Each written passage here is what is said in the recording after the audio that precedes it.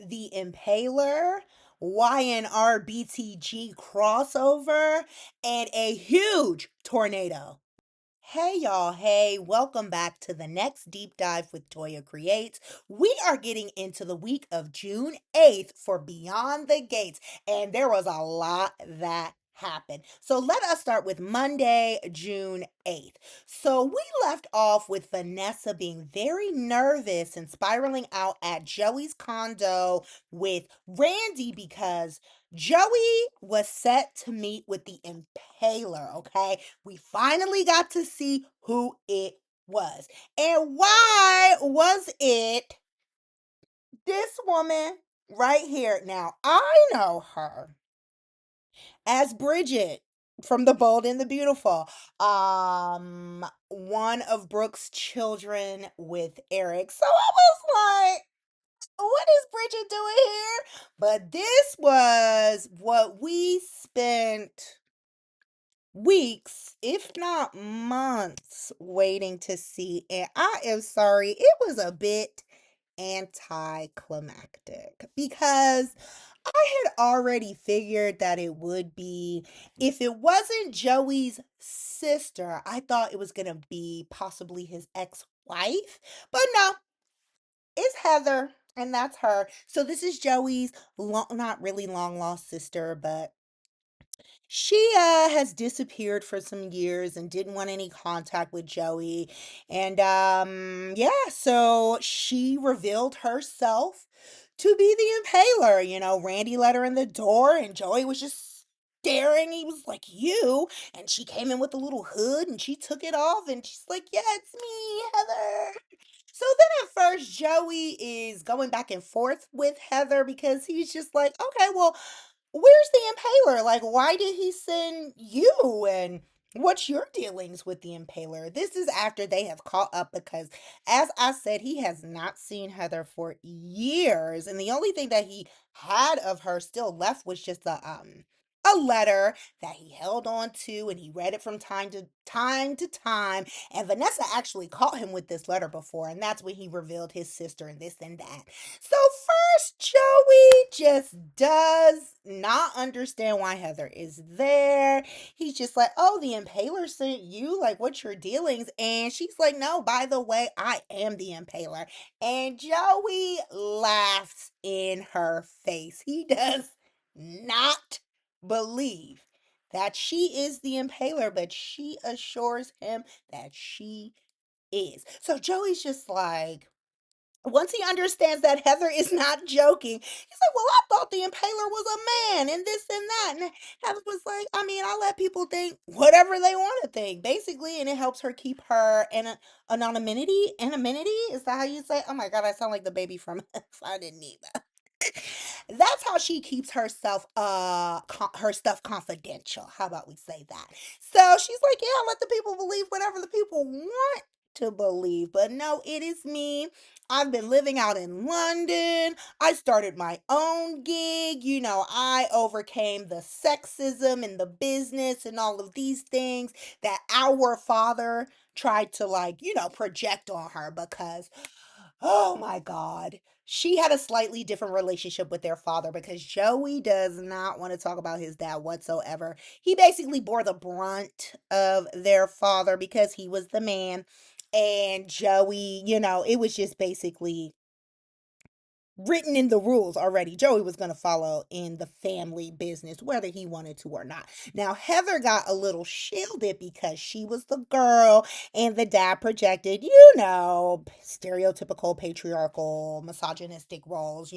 She was going to get married and, she was going to be in the business and she could never run the business. So she went on about her way and she made her own business and she is the Impaler. So Joey's just like, "All right, well, I understand and I respect it." And then he's just like, "Well, what are you here for? I love having you here, but what do you want?"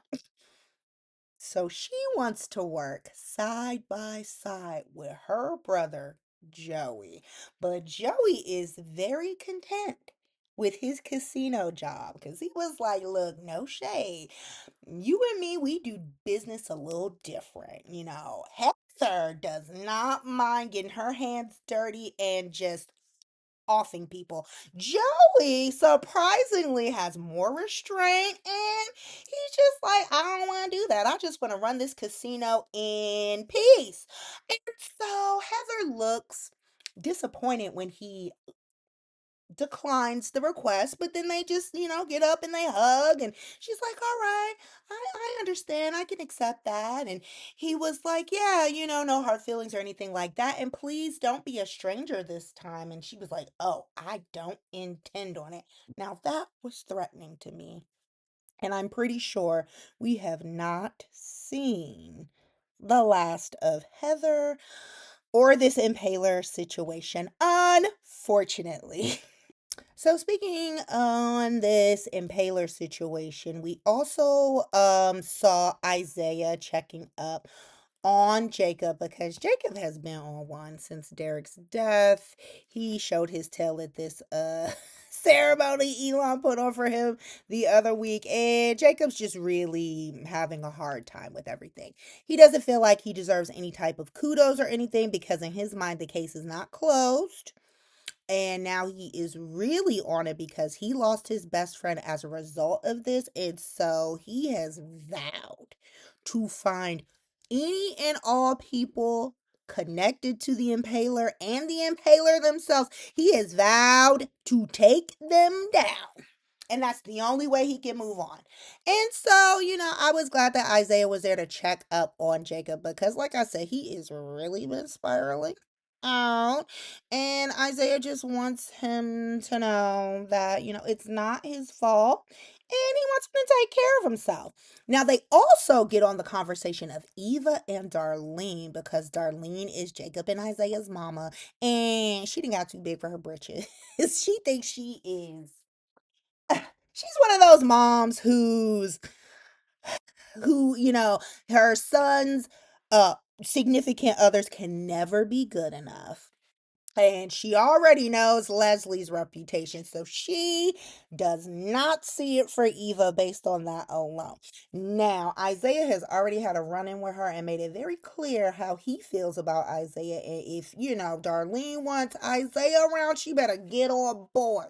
And so Jacob also gave him similar information because Jacob has gone through it with Naomi. Now, even though Naomi has a pedigree and all of these things, Darlene was still not feeling Naomi at first. So Jacob can relate. And he gave his brother some really good advice. He said, people will always judge Eva just based on Leslie's reckless company, but you need to prioritize your own happiness, Isaiah. And I agree with that.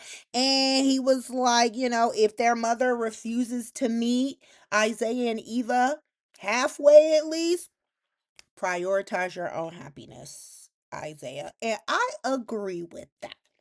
So we also saw Andre touching base with Ted because tomorrow is the big campaign fundraiser for Martin. And, Andre just wants to touch base because Ted, the last time they talked, Ted was kind of going back and forth about, to me, if he should try to reconcile with Nicole or try to see if something's still there or if he should just close that chapter and move on with Shanice. Now, Ted is in a fantastic mood today, and Andre comments on it, and he's like, oh, could that have something to do with Shanice? And Ted's like, yeah, Ted has decided to go all in with Shanice, close the chapter on Nicole, and I think that is best. Now, I don't know if that is really gonna happen, but all he can do is try. So then when they're wrapping up their conversation, Dani happens to stop by the office. I forget what she wanted, but you know, once she's there, I think she was there to meet up with Andre or something, but then she wanted to talk to Ted one on one. So Andre gave them the room, and Ted just wanted to get Dani's, I guess, her advice or her, what do you call it? Her opinion on things because he was telling Dani that he plans on bringing Shanice to Martin's fundraiser, and he just wanted to make sure that was cool to do because he didn't want to do anything that would, take away attention from Martin's big night. And Danny being Danny, she's just like, "Oh yeah, that is totally fine." Because Ted also mentioned, like, Nicole has been a little distant, and I don't understand what's going on now. Danny knows about these fantasies Nicole has been having, so she is just tickled pink when he starts talking about this, but she doesn't rat her sister out, nor should she. And she's like, "No, Ted, everything is fine. Everything is a-okay. Bring her." And I know she really meant it because she doesn't have any issues with Shanice. She's just tickled because she knows Nicole has been having these fantasies, but Teddy Weddy does not know. So then we see Shonda. She is Martin's campaign manager and she's at the club just putting on the final touches for tomorrow's fundraiser, right? Now Leslie is all in Shonda's conversation, Shonda is not paying attention to her surroundings. She does not know that she is being eavesdropped on. And so she just goes on talking about this event. And Leslie is, you can see the cogs moving. She's already scheming and plotting on how she's going to get into this event. As soon as Leslie heard the information, she hightails it over to Eva's apartment because she guesses Eva is already going, which she is. So Leslie's like, "Oh, girl, I need to get in there. I need to be with the high society, like the Winters and the Newmans and the Abbotts. So just go ahead and bring me out your plus one." And Eva was like, "Isaiah's my plus one." And Leslie is like, "Oh, shocked. Why? That's her boyfriend. Whatever." So Leslie's like, "Well, see what you could do to get me in on that list because Eva is related to Martin. That's her brother. And Ted, of course, is her father." So Eva was like, "You know what, Mom? If you can name one of Martin's policies, I will see what I can do." And Leslie fails miserably. And he was like, "See, Mom, you don't even know anything about his campaign. No, I'm not bringing you there. And why? So you can crawl all over my dad and stuff and make a spectacle." So Leslie was like, "Oh, fine." You know what? Enjoy your little fundraiser. And she exits. No sooner does she exit, she heads right back over to that club. She corners Shonda in the reception area. And Shonda was like, because Leslie was like, "Oh, do you know me?" And Shonda was like, "Yeah, I know you. Like, what do you want?" So Leslie basically wants to get up in this event. And Shonda's just like, "Well, there are seats left, but it's going to cost a pretty penny." And Leslie was like, "No amount is too much. It'll be worth every cent." And so we close with Leslie clearly securing a ticket to the fundraiser. So let us move on to Tuesday, June 9th. So this is the day for this campaign fundraiser, okay?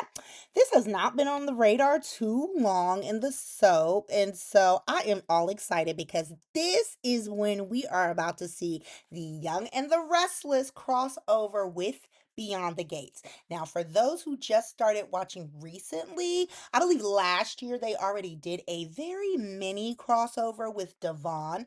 He met with Anita and Vernon before the Articulates had their big show, or was it after? I don't know. I don't care. Excuse me, Devon, who is on The Young and the Restless, and he is Catherine Chancellor's grandson, and I think he's a millionaire, billionaire maybe, and he has his own record company or like something like that. And so he flew into town to meet with Anita and Vernon to discuss an album. And he also crossed paths with Danny then. That's important because we'll get back to that later. But yes, today is the big day, and Vernon and Anita open it up. They are finishing, like getting ready for the nice fundraiser, and they look so good. Like Vernon's in his tux, getting his bow tie together. Anita's in this beautiful silver off the shoulder fitted dress. I was like, yes, ma'am. So they are just getting ready in the foyer, I believe, and they're just talking about the event. And they're also still kind of nervous about what this campaign might bring up because of Martin's big secret killing this man on the road. They are nervous with everybody being in attendance and with this campaign going that may come to light again. So they feel a little better when they realize that Joey Armstrong should not be at this event because that is their wild card. That is who they trust the least in this little thing of theirs. Let's say that. So then we also see Victor Newman. My granddaddy. This is my granddaddy. Young and the Restless was the probably the first soap opera I have ever seen. I don't watch it as often now, but after this week, I think I might start checking it out again. But spoiler alert, there is no continuity between what is going on Young and the Restless and what is going on with Beyond the Gates from what I have seen. But maybe I'm wrong. Again, I don't watch every day. Maybe I'm wrong, but let's get into it. So, we see him getting ready. He is all excited for the event. He's on his little cell phone. He's getting into the elevator and he is ready to step into his helicopter and land right in Vernon's front yard. And he says, what does he say? He says that he promises it's going to be a spectacular night. And boy, was it. So we see Victor in this Newman Enterprises helicopter touch down in Vernon's front yard, and I am here for it. I can't wait till I'm this rich, y'all. So Verda's there to greet him with their driver, and everything's good. And they get in the car and they just catch up. It's like two old friends, and I love to see it. Victor is excited to do this favor for Vernon. He really believes in Martin's cause. He also really believes and supports Vernon. So he was happy to do this. And I love me some Victor Newman because he is an ally on that show and in real life. Can't nobody turn me against my granddaddy Newman.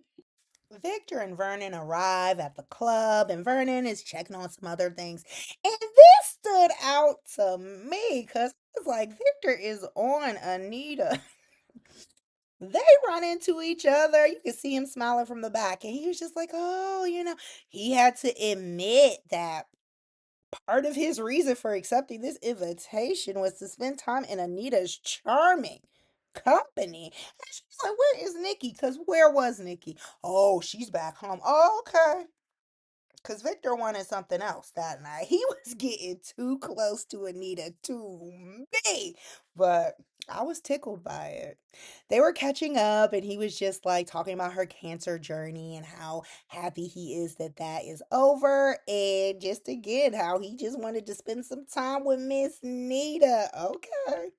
So over at the precinct, we see Jacob just basically still spiraling out. Elon has reprimanded Jacob for aggressively harassing Ren in his latest interrogation.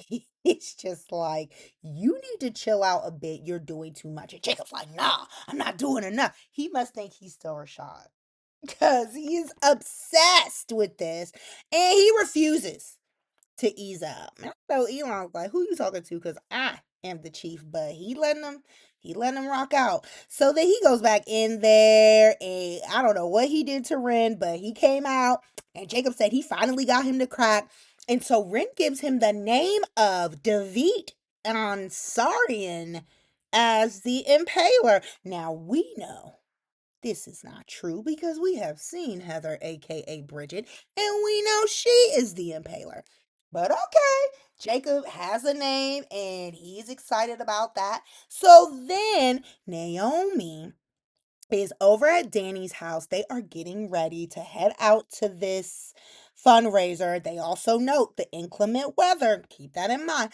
And Naomi calls Jacob. She hasn't heard from him, so she's just like, checking up on him, seeing if he's ready and when he's coming.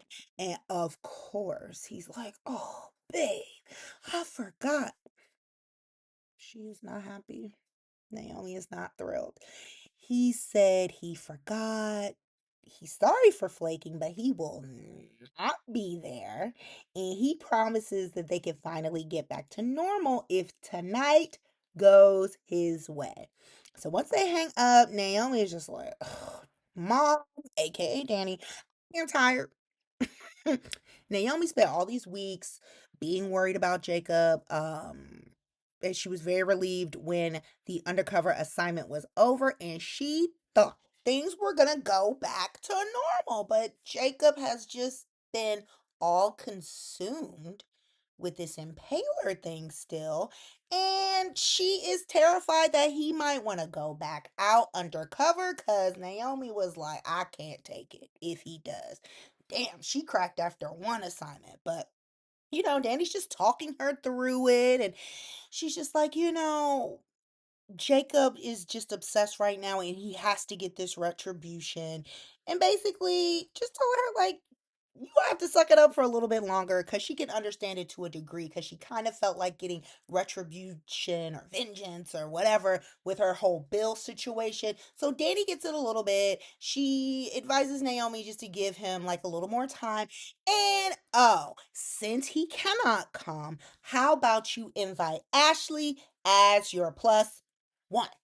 And so Naomi's like, "Okay, that's a good idea. I'm gonna go ask Ashley that." So she goes over to Ashley's, and when she leaves, Andre is home. He was, I think, taking pictures earlier. He was taking pictures earlier at the event, but he came back home, I guess, to get Danny and Naomi, but Naomi's gone.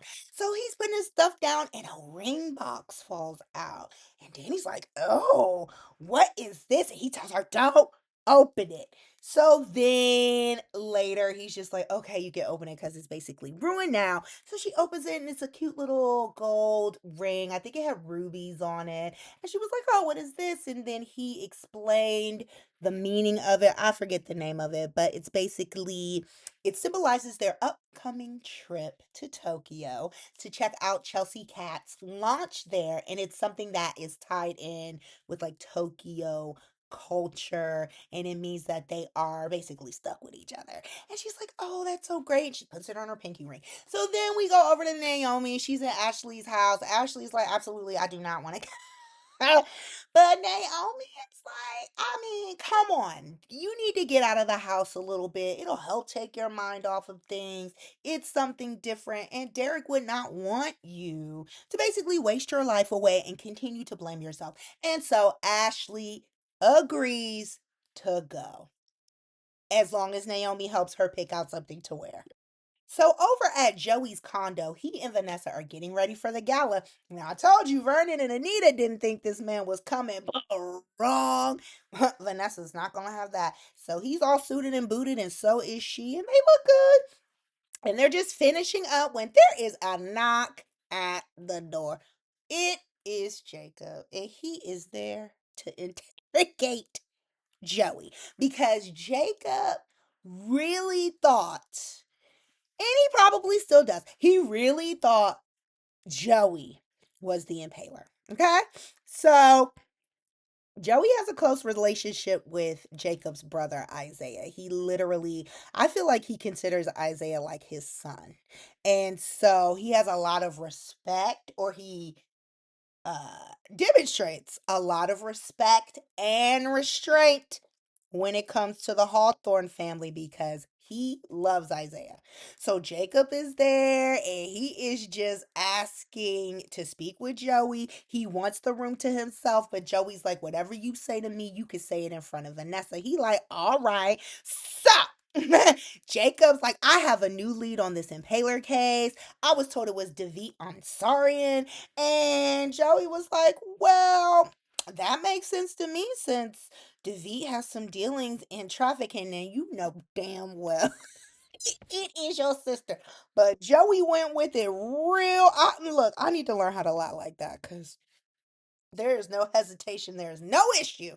So he's like, okay. And then Jacob was like, oh, so why are you being forthcoming with information now? Because they had asked him before, and Joey was like, I don't know nothing.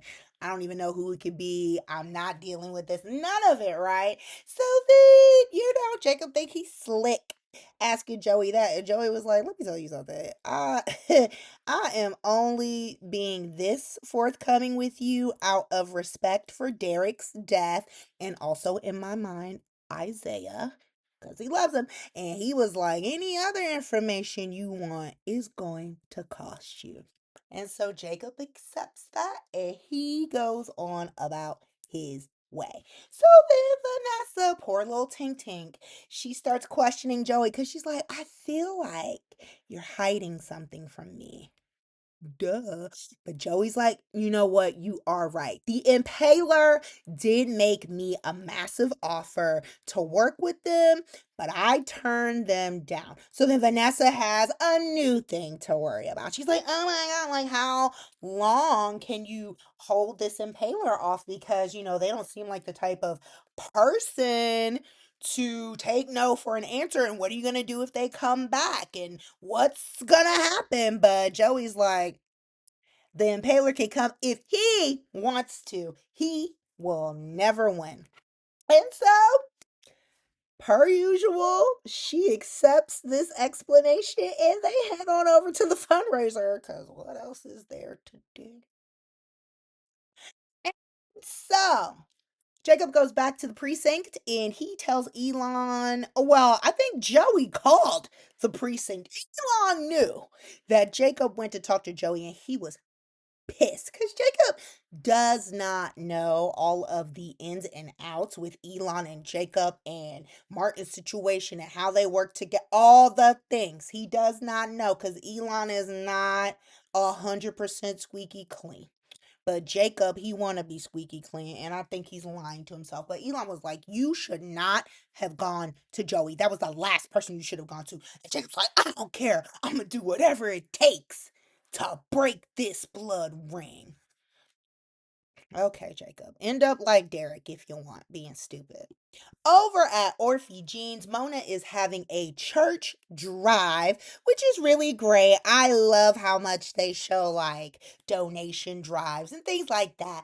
And Jan is there to support and she's checking up on Mona's diabetes. She want to make sure she's doing the right thing, yada yada yada.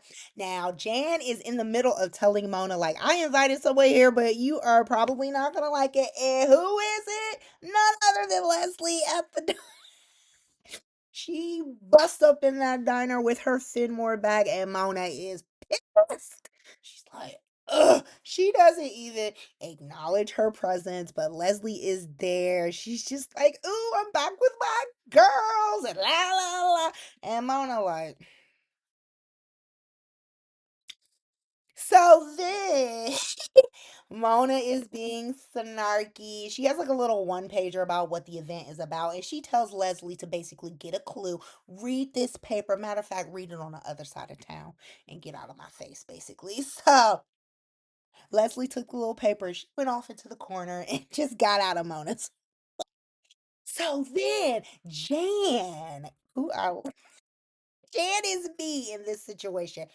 Because I wanted to know what was in the bag too. So Jan went looking in that bag and she was like, oh my God, Mona, you are not going to believe what Leslie did this time. So Mona is still ignoring it because she like, I'm trying to keep my religion. I don't want to deal with this heifer. I don't care. So then eventually Mona comes around and she's like, you know what? I might as well just get it over with. Let me get this bag. Let me walk it over to Leslie. Let me open it in front of her and just be done with this. So then she opens that bag and it is a check for $100,000. And she immediately was like, Leslie, are you trying to buy my friendship? And Leslie was like, no, she understands why she would think that, but she just wanted to be there for her former friend. And she was like, after I learned that you had the sugars, I was like, oh my God, this show is so black. Jan and ran her mouth and told Leslie Mona had the sugars. And so Leslie is concerned because she really did consider, Jan and Mona to be her besties. And she has really missed them. But they cut her off because she's crazy and all of the things she did. Now, Jan has opened the door again, but Mona is like, Nene Leaks, the door is closed. And so Mona does thank her for the gift, but she like, okay. Thank you so much. This will help the church get the renovations that they need. And that was basically it. So then Mona went back to her table with Jan, and Leslie is still at her table. She finally gets a phone call from the contractors because they are ready to resume construction on her house. So Leslie is like, oh, hallelujah today. I did a good deed for Mona and them, and now the Lord is rewarding me. And Mona was just like, oh my God. Not the God I serve. But Leslie just runs on out. She's gotten this great news and she is definitely getting ready for the fundraiser tonight.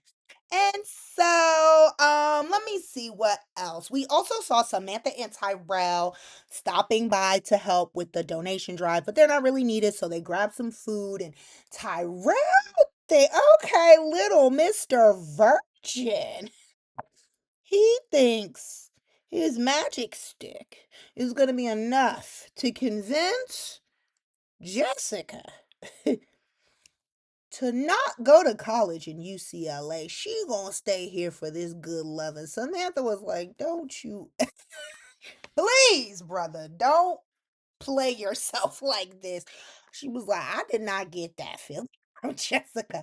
I got the feeling that she is very interested in exploring California and going out there. And we know Jessica is too militant to be demonetized. Okay, that's just my own personal feeling. So Tyra was like, "Oh, you're just a hater." Nah, she's not. She's being real. So Tyrell is just grasping for straws to keep his boo in the area. His nose is wide open for this girl. Thankfully, she is not a piece of trash because if she was, she would be running through Tyrell. So it is finally time for the fundraiser to begin. They've gotten their last minute cues. Victor is getting in place. This is after he meets with Martin officially, they share their little pleasantries. So Victor is getting set up, and the rest of the Duprees are getting ready to go in, and there's this loud crack of thunder. And Martin says jokingly, oh, I hope that's not a bad omen before they head inside. Little do you know, Martin. So it is finally time, like I said, and we are moving on actually to Wednesday, June 10th. So it is time for the High Society fundraiser to kick off. We see Jack and Diane. Kyle is also around here somewhere. They are meeting up with Andre and Danny because Danny was like, oh my God, is that Diane Jenkins? Diane used to be a model. I believe maybe for Jabot. Someone fact check me. She used to be a model, and Danny was like, "Oh my God, I can't believe it's you." Blah blah blah. So there were a lot of these interactions, and I freaking loved it. We saw, like I said, Jack Abbott, Diane Abbott, Kyle Abbott. We got Devon Winters, Abby Winters, and Jack. So we got 6 people from the Young and the Restless, and they're all working the room and mingling. Devon and Danny crossed paths before this, and I was like, who is this? Because every time they run into each other, Danny and Devon have this like energy. Devon is like a little flirty. Not my little Richie. He's a little whatever. And then, they introduced each other to their spouses. So Devon was like, "This is my lovely wife, Abby," and Danny's like, "This is my handsome husband, Andre." And then, Devon and Abby walk off, and Andre was like, "I am glad that man is married." And Danny was like, "Oh, Devon, like whatever." And Andre talked about how he just had to get used to the fact that everybody wants his woman. But, nothing crazy from there. So then Naomi was able to get Ashley out and they arrived. I think it was raining by the time they got there. And Ashley is hanging on by a thread. Now, controversial topic here. I have seen so many people literally hate Ashley's character, and I'm like, why? I understand she was a bit aggy at first, and a lot of people I know were not here for the Andre Ashley of it all, whatever. And the whole Derek situation. But I have been so shocked with people talking about how, like, oh, I want to get rid of Ashley. She's doing too much. She's walking around like she Derek's first lady. I mean, she almost was. And just because they didn't work out doesn't mean that she didn't love Derek. And she clearly has a high level of anxiety, which I can relate to. And she is still very much processing what happened. I mean, that's a huge loss, whether they were together or not. I am so proud of me because I can be a vindictive little biatch sometimes. But the core of me cares about people, is super empathetic. So I'm just like, give this girl a break. Anyways, Ashley gets there. She's hanging on by a thread, but it's good that she's left the house. Now, she goes over to the bar. She's just minding her business. She's trying to breathe her way through it. And why is Anastasia there? She goes over to Ashley. "Oh dear, how are you feeling? It's so good that you're out. I mean, I don't know how I would feel if after I dumped a man the way that you did, just to have them die on me. I don't know what I would do."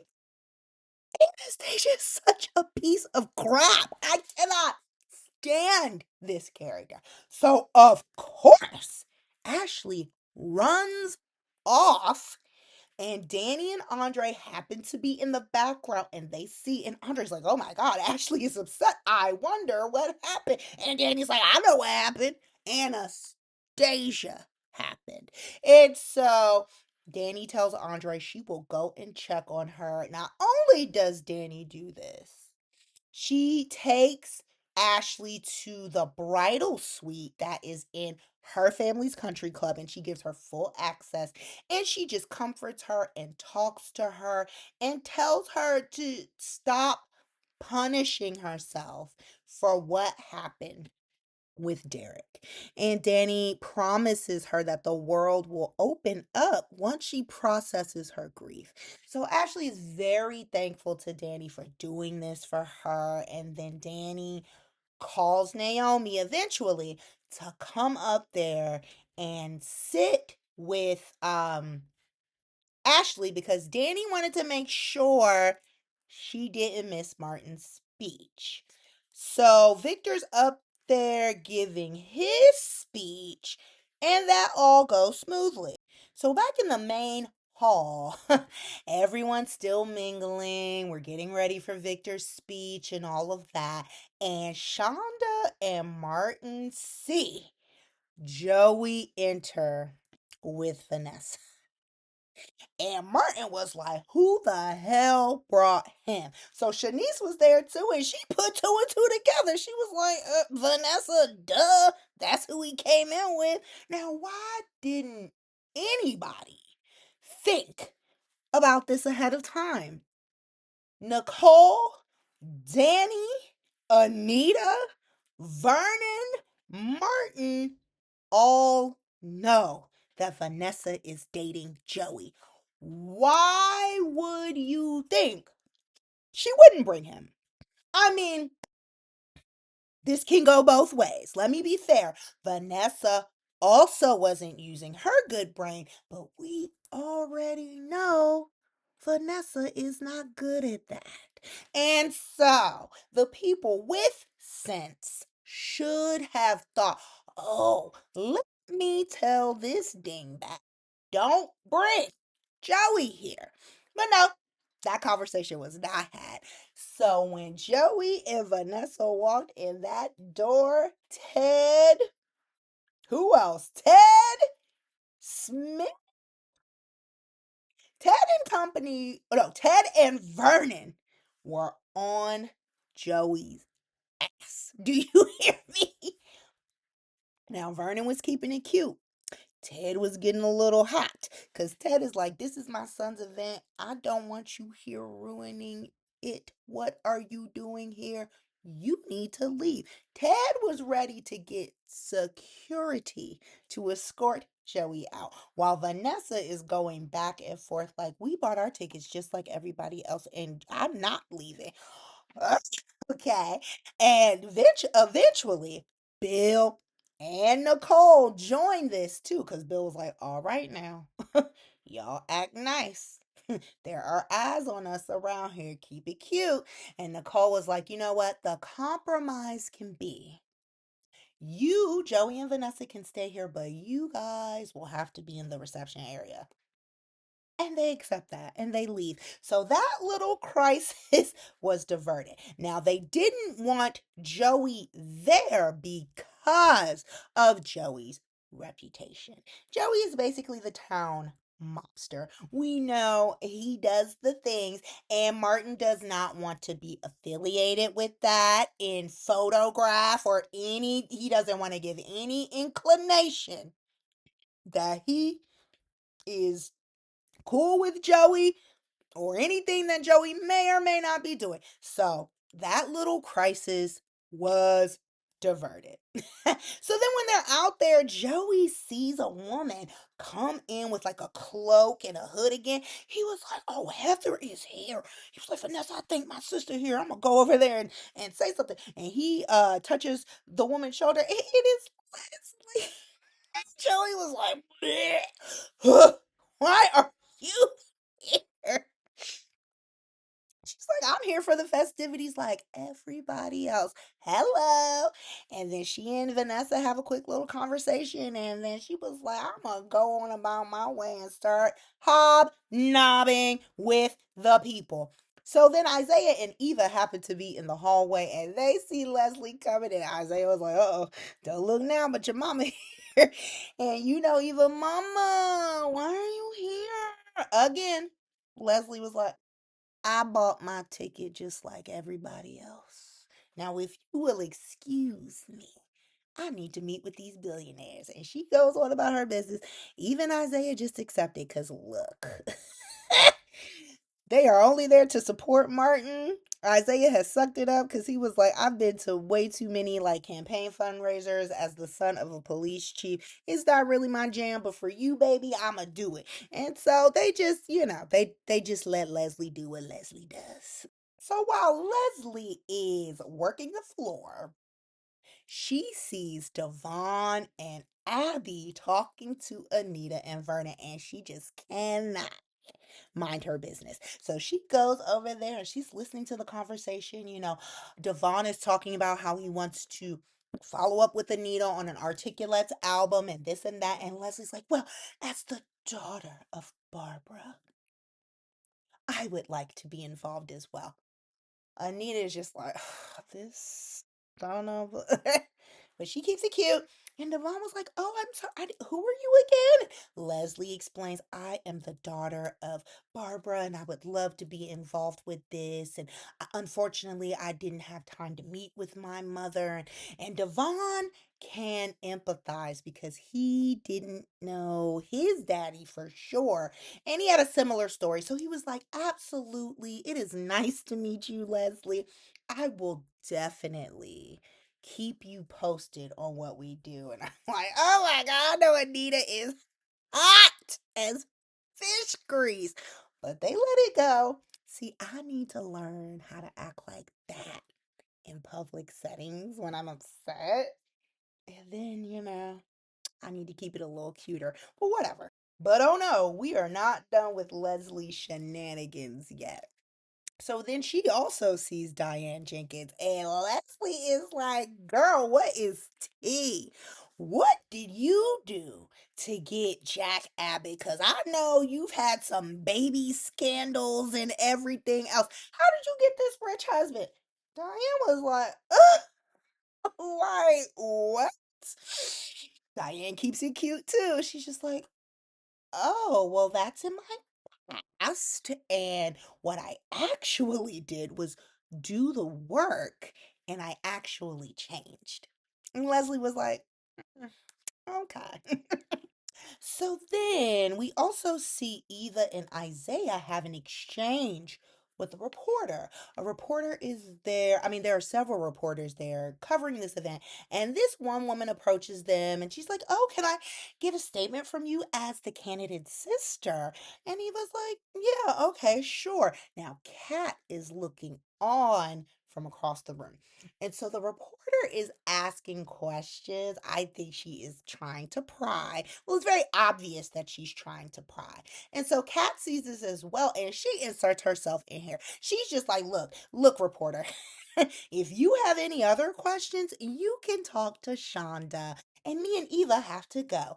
And so she pulls Eva to the side, and Kat immediately starts berating her. She's just like, you didn't even know what was going on. I mean, like Eva was too stupid to know what this reporter was doing. And Eva was like, well, yeah, by the way, I actually did know what she was doing. And your real issue is that you don't want anyone quoted as Martin's sister other than you. Cat does not confirm or deny. That is where that argument ends. So, the other crazy thing on this day, we see Haley. Haley and Bill are there. Bill immediately got on Tomas about how this was a rainmaking networking event. I was like, damn, Tomas can't have 1 second off by with working at Bill's firm. I would quit off of that alone, but whatever. So Bill is really not paying Haley no attention on this night. Seriously. So as I said, Kyle Abbott is also there. And we know, for those who know Young and the Restless, Kyle has a reputation. hmm He's one of them little party boys, okay? He be getting into stuff.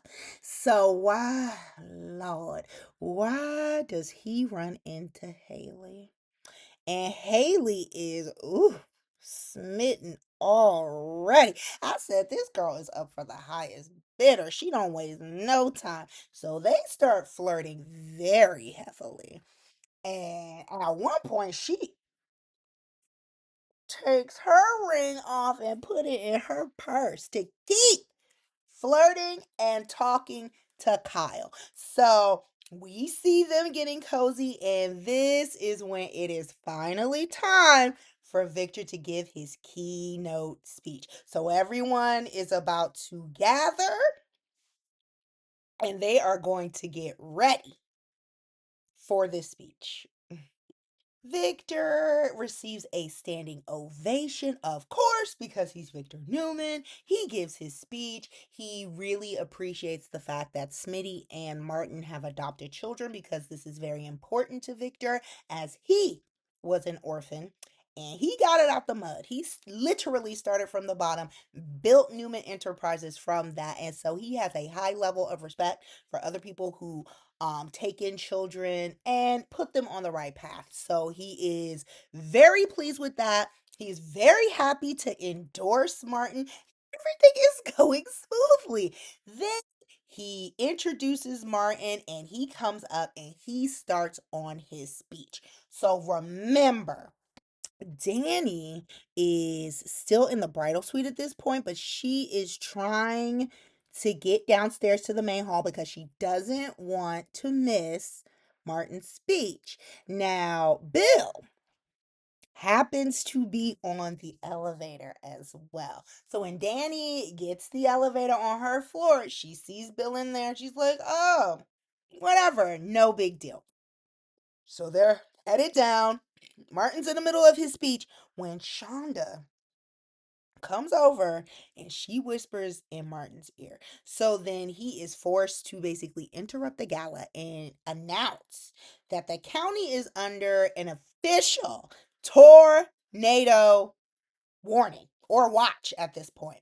Now, some of the people online don't seem to think that tornadoes happen in the DMV. And I'm like, no, we're not in Tornado Alley, but we 100% have had tornadoes before. Uh, Read a book. Anyways, so everyone is told to evacuate and to basically get into the interior hall. I guess they don't have a basement here, but this area with all of these windows is not the move. So people are in the middle of evacuating and things go left very quickly. It gets very dark very quickly. The lights go out. Anita and Vernon are trying to escort people out and just get people to safety. This tickled me to death. Anastasia with so much trash to talk. She didn't know what to do. She was losing it. Leslie was like, will you shut the hell up? If this is the most you have ever dealt with, you have been too sheltered behind those gates. And I agree. I was like, shut it. But look, after this quick conversation, the elevator gets trapped. Bill and Danny are stuck. The lights are out everywhere. And the tornado is literally on top of the country club at this point. So let's get into June 11th. And I believe that was Thursday. It goes crazy on Thursday. The tornado hits. Everything is flying every which way. People are unprotected because most people did not get out of this area right here. Like, I believe the roof came off a little bit. It's pandemonium. Naomi and Ashley are still upstairs in the bridal suite and they look out the window after it's safe. And they're like, oh my God, it looks like Armageddon. So then, we are just dealing with the aftermath of this storm. Now, remember, these two just happen to be stuck in this elevator together. So at this point, the power is out, it's not moving.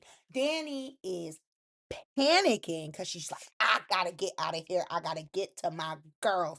I gotta make sure they are okay. Interesting. She not once mentioned Andre, but I digress. And so, Bill is keeping his cool. He's downplaying the situation. I think he is like concerned, but he's not showing it to her. And he's just trying to calm her down and be logical. But Danny don't want to hear that.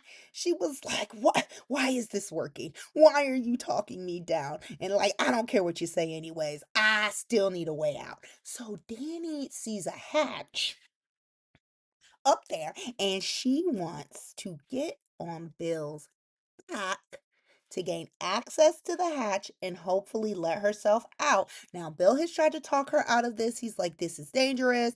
What if you're crushed up there? Anything can happen. This is not a good idea. But you know what? Danny, if you like it, I love it. So she and he go back and forth, and she's like, are you gonna get on your knees or what? And Bill's like, oh. Why is Bill so turned on by this situation? Danny's about to hike up this number so she could climb up on his back, and Bill is like, she was like,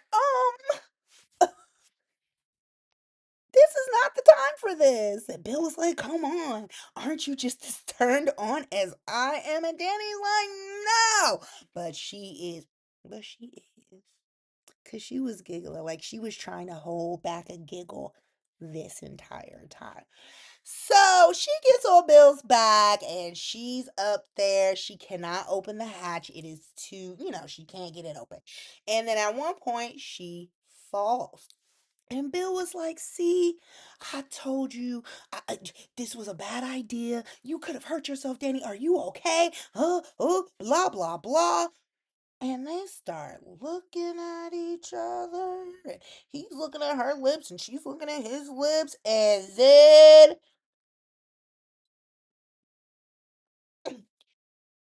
that is the PG version of what was happening in that elevator. Because they were on top of each other. I mean, legs going up the whole. I was like, "Oh my!"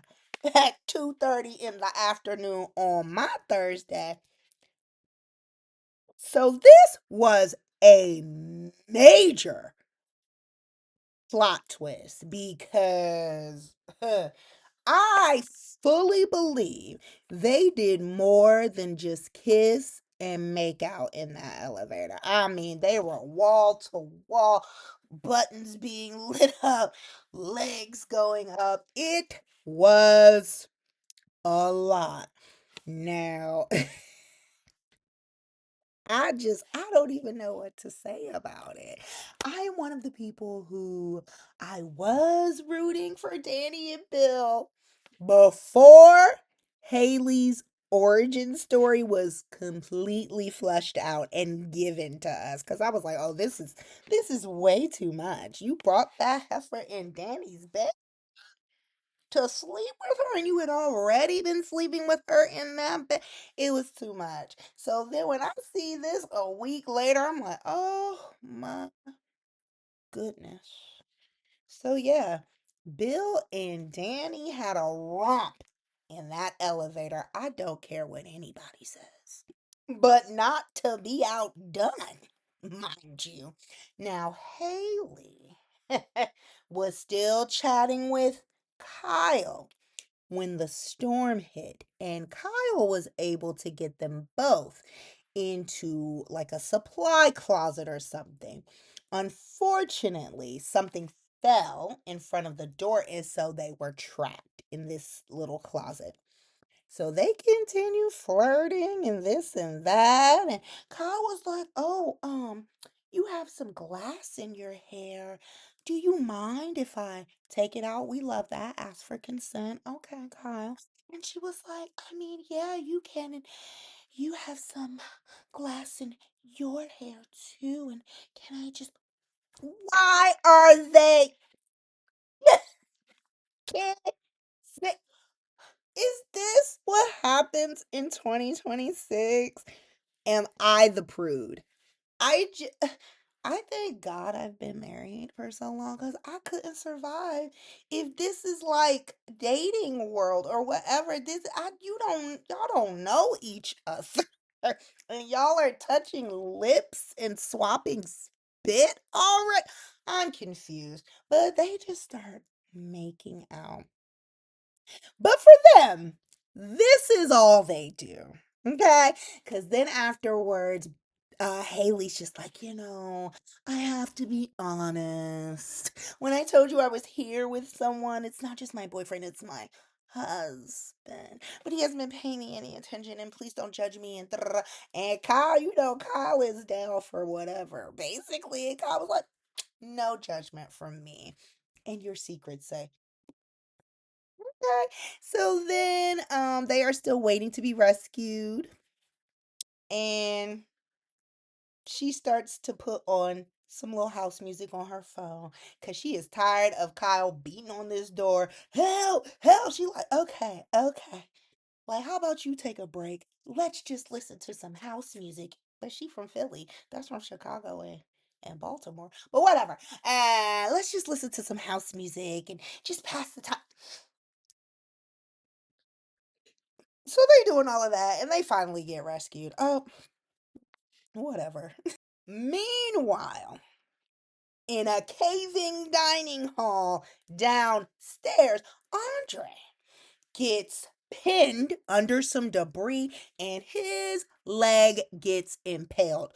Do you think his wife has talked about him. What? I, I'm still stuck on the Bill and Danny thing. She did when she was like, I gotta get out of here. She only said to get to her children. And Bill now once expressed any type of concern for Haley. Whatever. So poor Andre is down there with a something sticking out of his leg. So Ted and Shanice and Ashley and Nicole, everyone is just all hands on deck. Everybody is helping the way they can. Ted manages to stitch up Andre, which apparently helps him from bleeding out. So this is not a minor wound like Andre is trying to play it off. So, and he had to get stitches with, did he get anesthesia? Maybe a little bit. Luckily, Ted had his bag on him, and so he was able to do that. So great. Andre's okay. Good. So then we are Ashley's checking on Andre too and vowing to him that Danny will make it home tonight. So they've at least gotten some walkie-talkies at this point because Vernon has gone into Senator, this is my people's country club action. He is trying to get to the fuse box. He has walkie-talkies. He's getting the people together. So Andre is freaking out because he actually cares about his wife and is wondering where she is, and he is so panicked. He's like, I am her husband. It is my job to protect her. I don't know if she's living or dead. I can't get to her. I am spiraling out. So Ashley happens to check on him in the walkie-talkie, and she's like, look, I saw Danny before. Danny is going to be fine. Don't you worry about it. You guys are going to be reunited, and you guys will be going home together tonight. So that was very nice to see.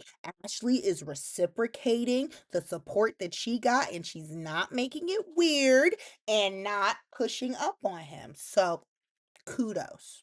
Now, I know the people hate Leslie, but Leslie's out there too. And instead of being a selfish jerk in this moment, she was very good. She offered to take over and wrap Anita's, I think her ankle, because she basically sprained it in all of the chaos. And thankfully, that's all that happened.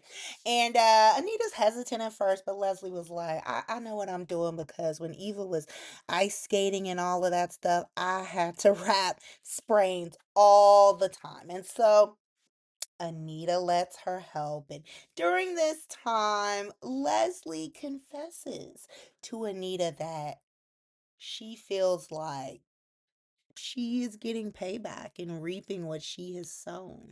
And Anita's just like, it doesn't work like that, even though it does in my mind.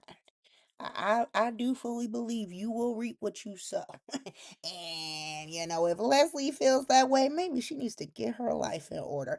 But whatever. Anita is nice and she talks to her because it is clear that Leslie is just panicked.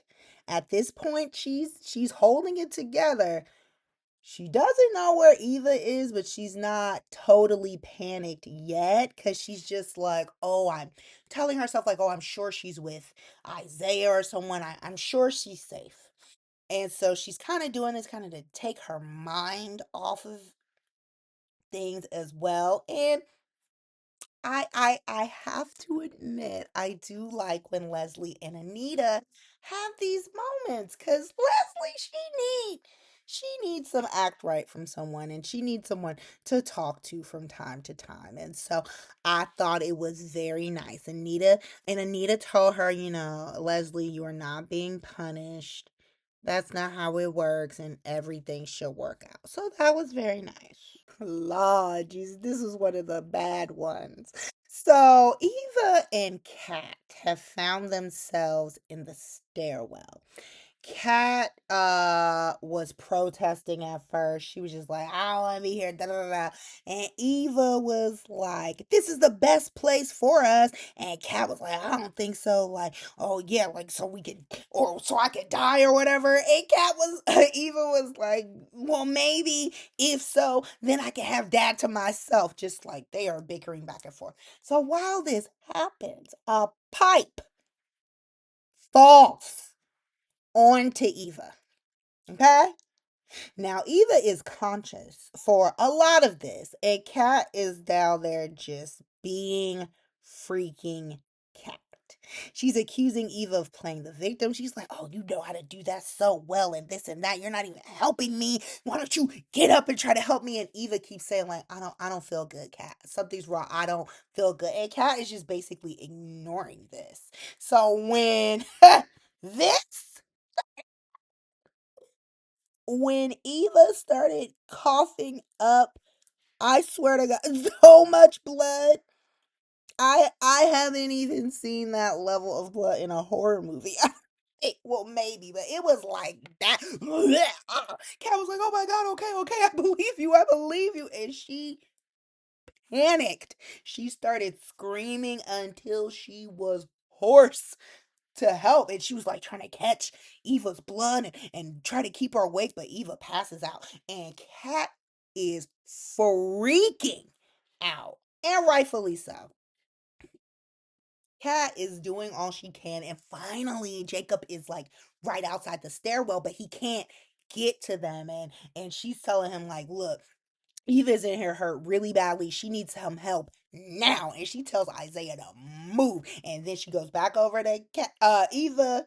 And she's like, Kat's like, "Eva, no dying today. Please." So then we're back at the precinct. Like, Jacob is learning about the tornado from Elon, and he immediately heads out into the danger zone.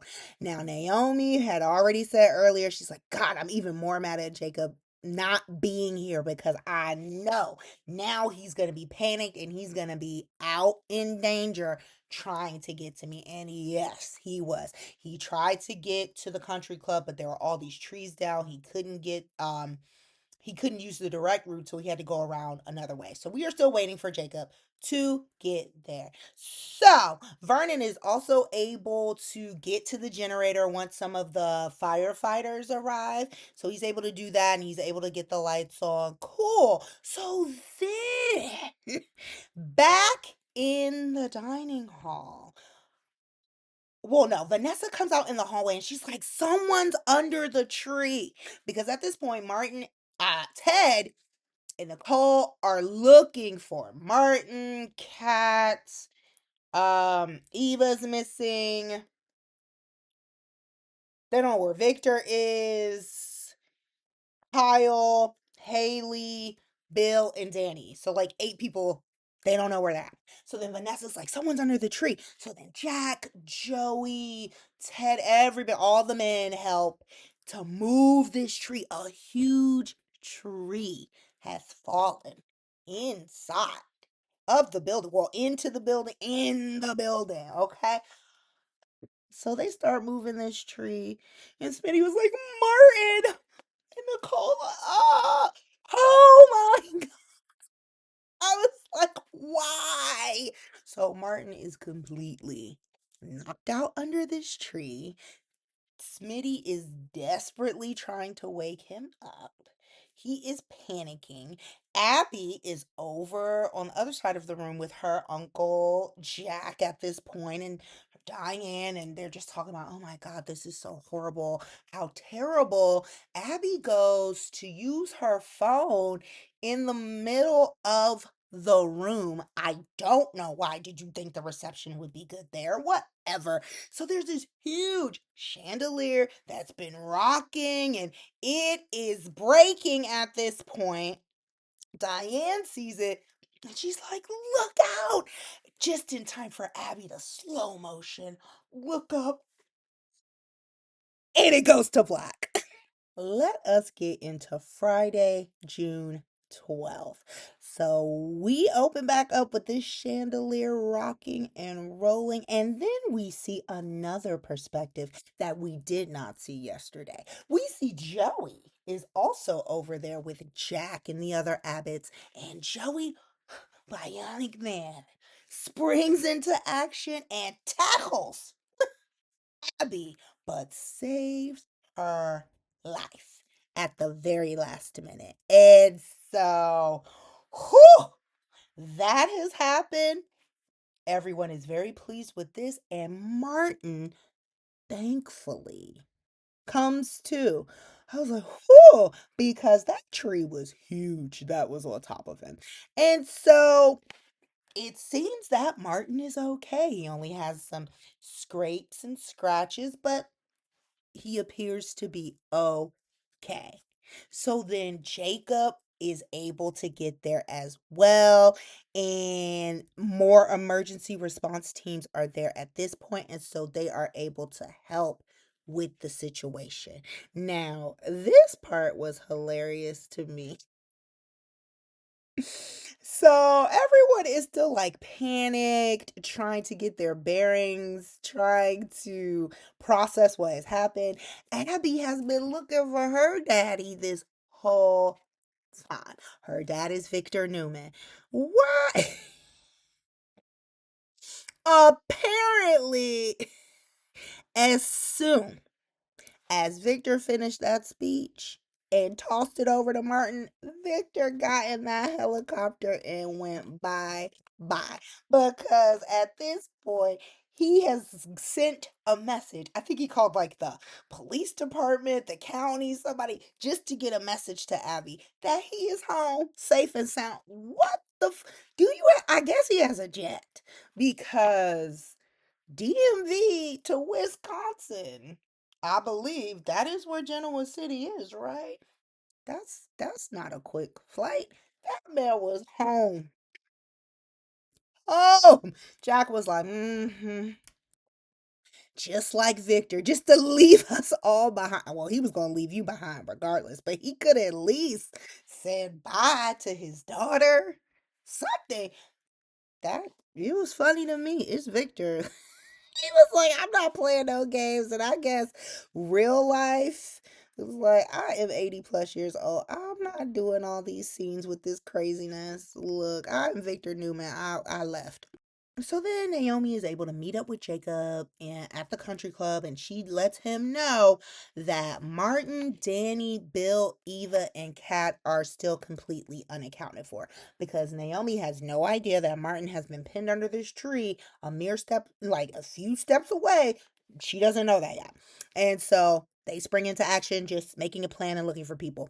Leslie is still panicking at this point because now she realizes like Eva is potentially in danger because she realizes that Isaiah is not with her. And so now she is panicked and she is begging Jacob. She's like, I know you guys don't like me.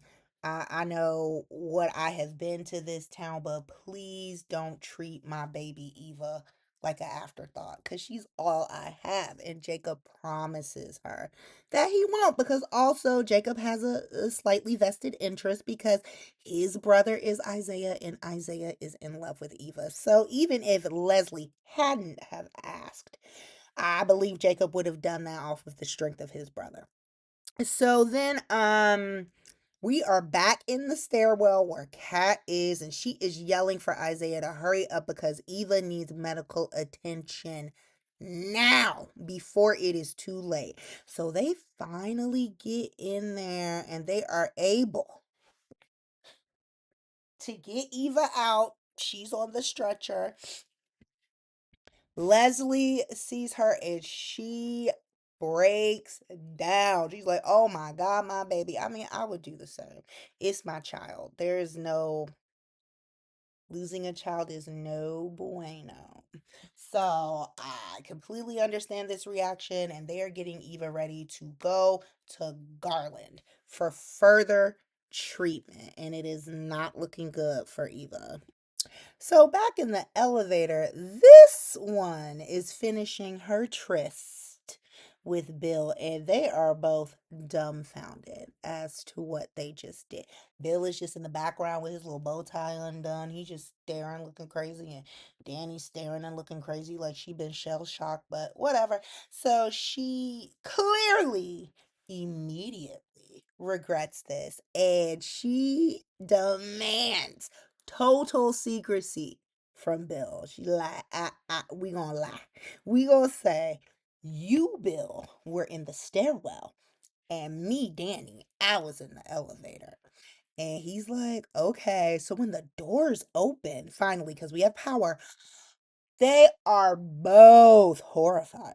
at the damage because Bill was trying to downplay it and they really had no idea what was going on outside of these elevators. So they're just like, and Danny says, I'm going to go right and you go left. Okay. So Danny gets into the main hall and she's reunited with everyone. And then she finally gets to this poor sucker right here. And you can see the regret all over her face. But Andre's not picking up on any of that because he's just so happy and thankful that his wife is safe. He was like, oh my God, I'm so happy. I was praying for you the whole time and I didn't know I could love someone so much. Poor little Tink Tink. It makes me sad. But I'm just like, I knew this day would come. I know Andre is better for her. I get it.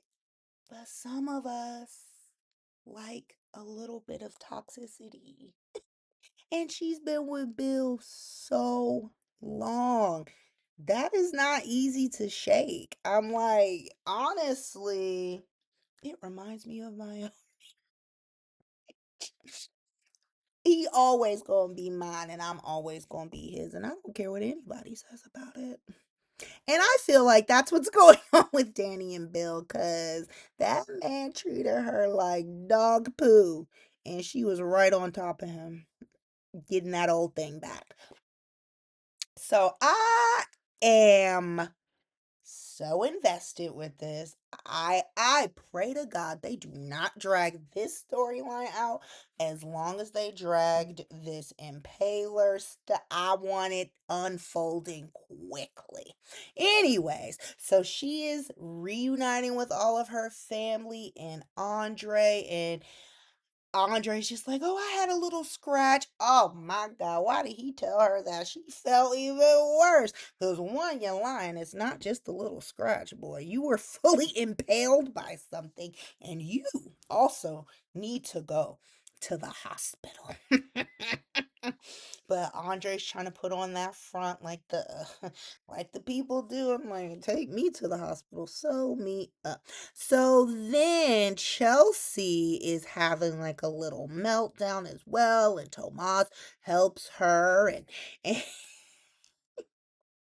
Chelsea also rats out Andre once they are all reunited again because he's trying to not go to the hospital and she snitches on her stepdaddy because she actually like her stepdaddy and she was like Ted said you need to go to the hospital and you may need a tetanus shot and I'm telling so Danny can make sure it happens and so Danny forces Andre to go to the hospital and then they eventually head out but the shame and the guilt is all over her face and I don't know how long she's going to be able to keep this. OMG, I forgot about this hilarious moment that Nicole had. Nasty Nikki came out because Leslie was panicking before she knew where Eva was. And like I said, Vernon had found some walkie-talkies. Leslie was on the walkie-talkie and Jack had one and she was cussing Jack Abbott out. And Shanice brought that walkie-talkie over to Nicole and she was like, guess who just cussed out Jack Abbott? And Nicole was like, Leslie. Nicole got on that walkie talkie and told Leslie basically to shut up. She was not the only one dealing with something. Everybody here is, and everybody else is being adult enough to look out for other people. So sit your ass down and hush somewhere. I was like, okay. Leslie had nothing to say.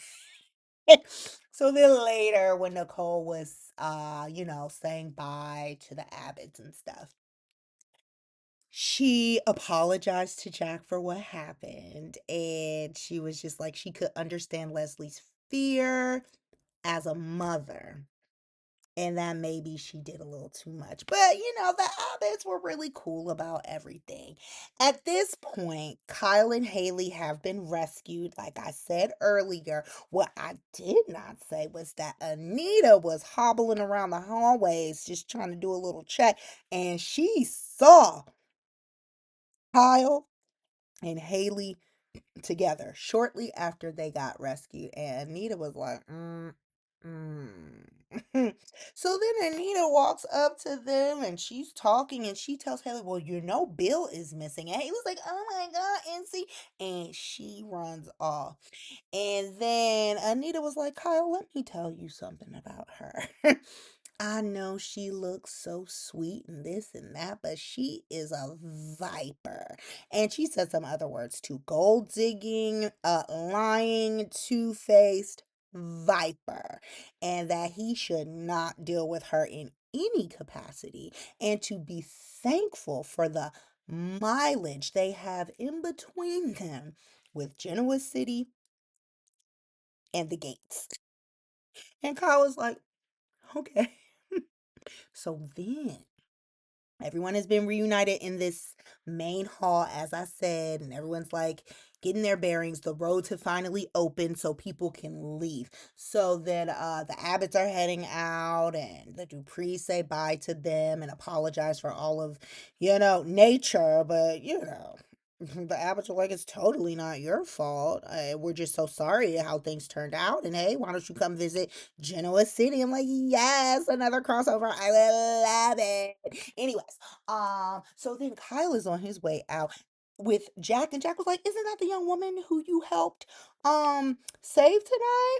Pointing to Haley. And I was like, yeah, it is. Let me go say bye. And he says bye to Haley, and Bill could pick up on this energy. I'm like, look, she may have found her next lick, okay? Her next mark. Aim high, girl. They all got money, so whatever. And Kyle is reckless, so we'll see. So then Vanessa and Nicole cross paths, and Vanessa apologizes for the situation with Joey, and she admits like she just didn't think about it and she didn't mean anything by it. And Nicole accepts it, and she's just like, yeah, she knows she wasn't trying to be malicious or anything like that. Then at some point, Jack goes back over to Joey and he thanks him for saving his niece, Abby. And Jack tells Joey, if Joey ever needs anything, don't hesitate.